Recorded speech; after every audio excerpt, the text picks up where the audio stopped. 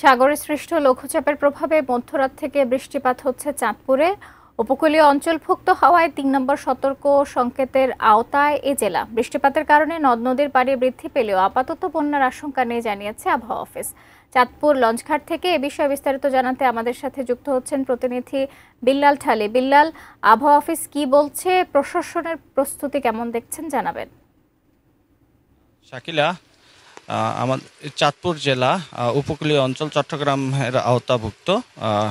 আপনি জানিয়ে রাখি, গতকাল সাগরে একটি লঘুচাপের সৃষ্টি হয়েছে। সেই লঘুচাপের কারণে চট্টগ্রাম পায়রা বন্দর সমুদ্র উপকূলীয় অঞ্চল যে এলাকাটি আছে সেই এলাকায় ৩ নম্বর সতর্ক সংকেত চলমান আছে। সেই আওতাভুক্ত কিন্তু চাঁদপুর জেলা।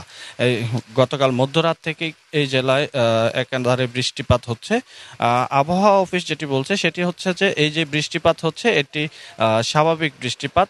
তারা ১ মাসের যে আবহাওয়া রিপোর্টটি আমাদেরকে জানিয়েছে সেটির মধ্যে বলেছিল তারা যে এই মাস জুড়ে 18 থেকে 20 দিন যাবৎ বৃষ্টিপাত হবে।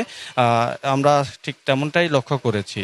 তো আবহাওয়া অফিস বলছে এই ঘূর্ণিঝড় লঘুচাপটি একসময় হয়তো বা ঘূর্ণিঝড়ের রূপ নিতে পারে। যখন এটি ঘূর্ণিঝড়ের রূপ নেবে তখন আসলে দুর্যোগের বিষয়টি তারা কী অবস্থায় যাবে তখন তারা বলতে পারবে। এছাড়াও উত্তরাঞ্চলে দেশের বন্যা হওয়ার যেই সংকেত ছিল, যদি সেখানটাতে বন্যা পরিস্থিতি অবনতি হয় বা বন্যা হয় তখন কিন্তু এই বন্যার পানিগুলি চাঁদপুরের পদ্মা মেঘনা নদী হয়ে সাগরের দিকে নেমে যাবে। সেই সময়টা বৃষ্টিপাত এবং এই বন্যার পানির কারণে চাঁদপুরের নদ নদীর পানি বৃদ্ধি পাওয়ার সম্ভাবনা রয়েছে। সেই ক্ষেত্রে চাঁদপুরের চরাঞ্চল অথবা নিম্নাঞ্চল যেগুলি আছে সেখানে কিছুটা পরিস্থিতি অবনতি হতে পারে তারা ধারণা করছেন। তবে এই মুহূর্তে তেমন কোনো সম্ভাবনা কিন্তু নেই।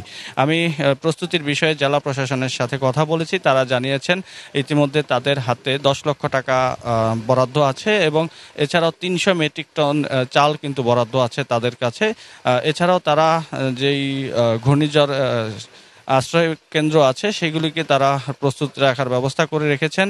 ইতিমধ্যে উদ্ধারকারী দল, স্বেচ্ছাসেবক, এই যেই টিমগুলি আছে তারা তাদের সাথেও যোগাযোগ রাখছেন যেন প্রাকৃতিক যে কোনো দুর্যোগে তারা খুব দ্রুততার সঙ্গে সাড়া দিতে পারেন। এমনকি জেলা প্রশাসক সার্বিকভাবে জানিয়েছেন যে আমাদের প্রস্তুতি দুর্যোগ না থাকলেও আমাদের দুর্যোগ মোকাবেলার জন্য যে প্রস্তুত থাকা প্রয়োজন সেটি কিন্তু তারা রেখেছেন।